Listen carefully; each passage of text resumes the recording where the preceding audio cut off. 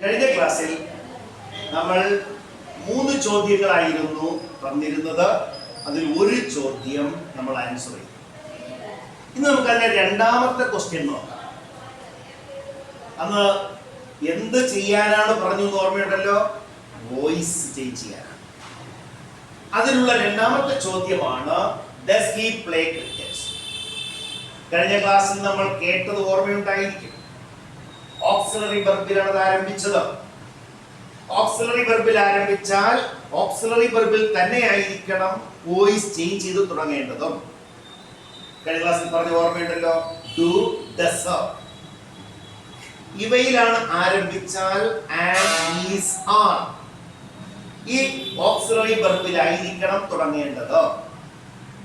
ഇവിടെ നമുക്ക് does he play cricket, ഇവിടെ ഈ ഡസ് എന്ന് പറയുന്ന ഈ വെർബ് ഓക്സിലറി വെർബ് ഇവിടെ വെർബായ പ്ലേ എന്നതിനോട് ചേരുമ്പോൾ എന്തായിട്ട് മാറും? പ്ലേസ് എന്നാകും. പ്ലേസ്.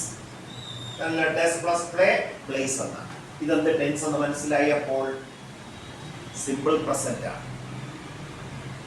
വോയിസ് ഒക്കെ നിങ്ങൾ കേൾക്കാൻ വളരെ എളുപ്പമാണ്.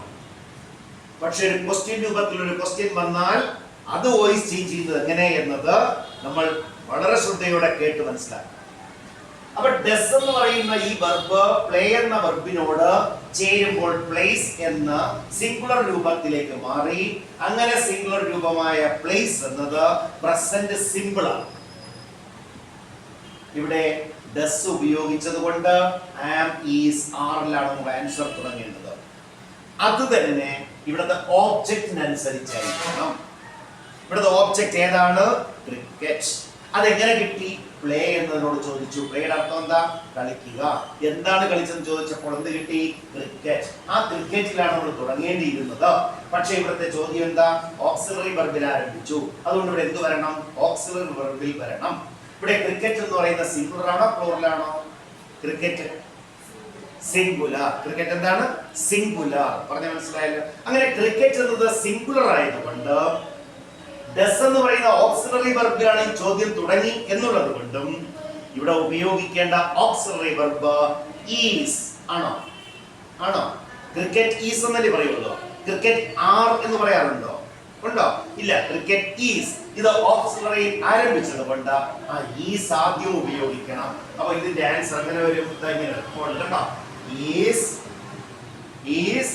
എന്താ? ഈ ഒബ്ജക്റ്റ് ഇങ്ങോട്ട് കൊണ്ടുവരിക. Cricket is, cricket is cricket. ഇനി വരേണ്ടത് വെർബ്. വെർബ് ഏതാ? ഇവിടെ പ്ലേ എന്ന വെർബാണ്. വെർബ് ഏതാ? പ്ലേ. ഈ പ്ലേ എന്ന് പറയുന്ന വെർബിന്റെ തേർഡ് ഫോം ഏതൊക്കെയാ? ഏതാ മറ്റു രൂപങ്ങൾ? Play, played, played. മൂന്നാമത് പറഞ്ഞതാണ് ഏത്? Third form. അപ്പൊ അതേതാ? പ്ലേഡ്. Is cricket played.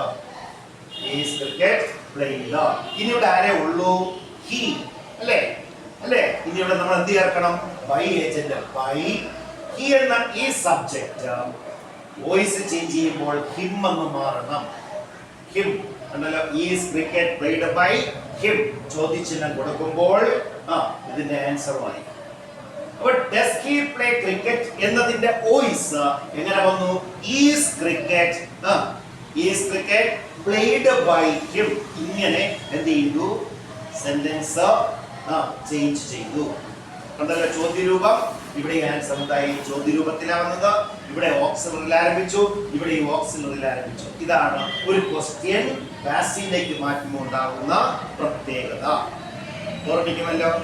മനസ്സിലാവുന്നുണ്ടല്ലോ? നിങ്ങൾ ആവർത്തിച്ച് ഈ ക്ലാസ്സിലൊക്കെ എല്ലാവരും ഇത് ഷെയർ ചെയ്യുകയും ഈ ചാനൽ സബ്സ്ക്രൈബ് ചെയ്യുകയും ചെയ്യണം. മനസ്സിലായോ? കൂട്ടുകാരോടൊക്കെ പറഞ്ഞു കൊടുക്കണം. ഓക്കെ. ഇനി ഇതിൽ ഒരു ക്വസ്റ്റ്യൻ ഉണ്ട്. അത് നമ്മൾ അടുത്ത ക്ലാസ്സിൽ പഠിക്കും.